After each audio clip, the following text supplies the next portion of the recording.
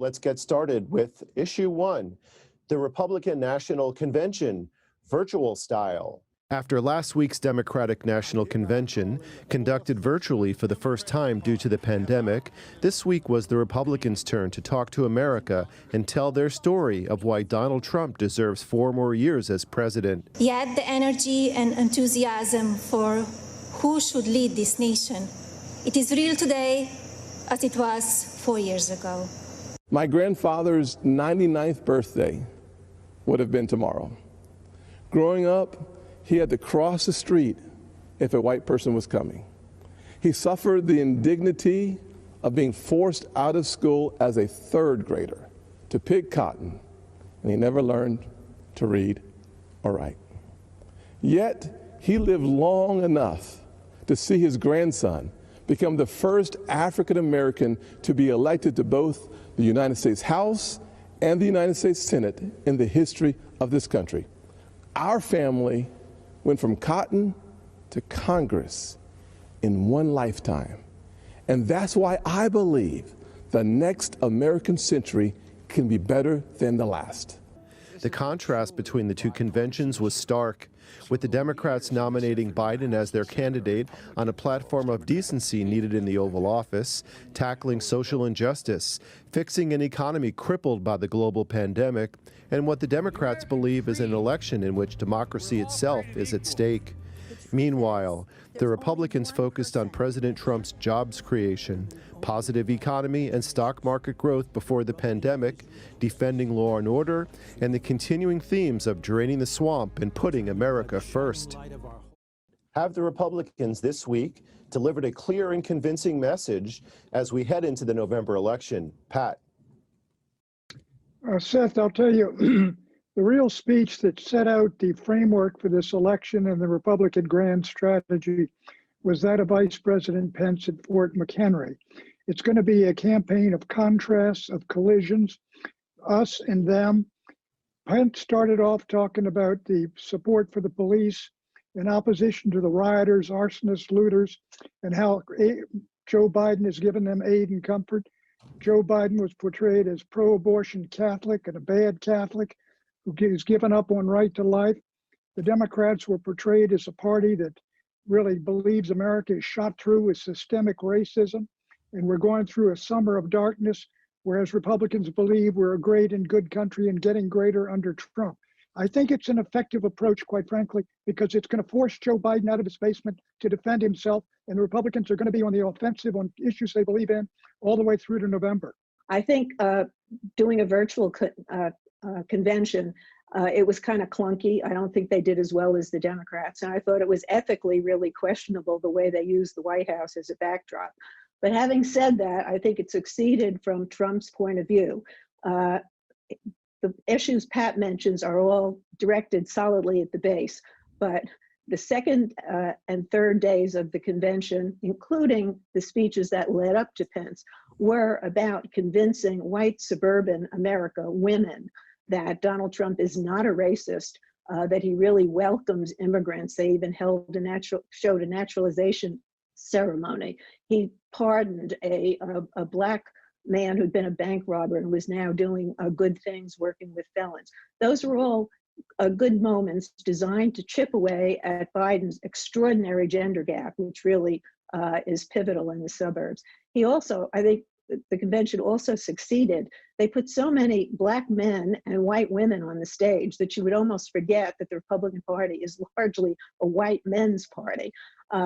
They tried to remake the president's image and the handling of the pandemic. And if you set aside all the lies and you don't question them, I think it was successful. Well, politics creates fantasy lands every day, as we know. I expected there to be a lot of exaggeration and outright lies, as Eleanor mentions, and they aren't limited to one side, but we have seen with the Republicans this year, as with 4 years ago, they are trying to remake themselves, getting away from their own stereotypes, and they, I think, didn't really succeed. I mean, let's face it. First of all, this is Donald Trump's party. They didn't even bother to have a platform, a new platform this year. They just said, well, just endorse our platform from 4 years ago. That saved time. The convention was put together in a hurry, and of course put together by Donald Trump. It's the embodiment of his vision, and he's a natural showman. You got to give him that. That's what the Democrats are going to be up against, and they were up against that this time. I think people paid more attention to the Democrats from a policy point of view because of the diverse speakers they had.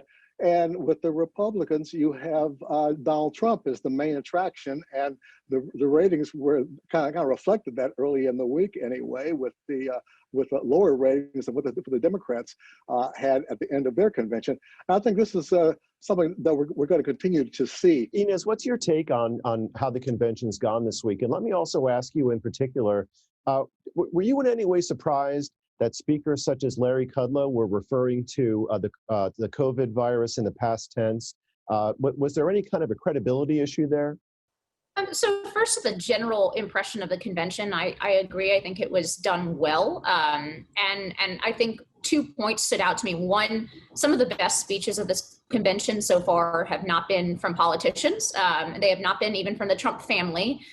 They have been from ordinary men and women, nuns and moms and, teenagers who were smeared by the media.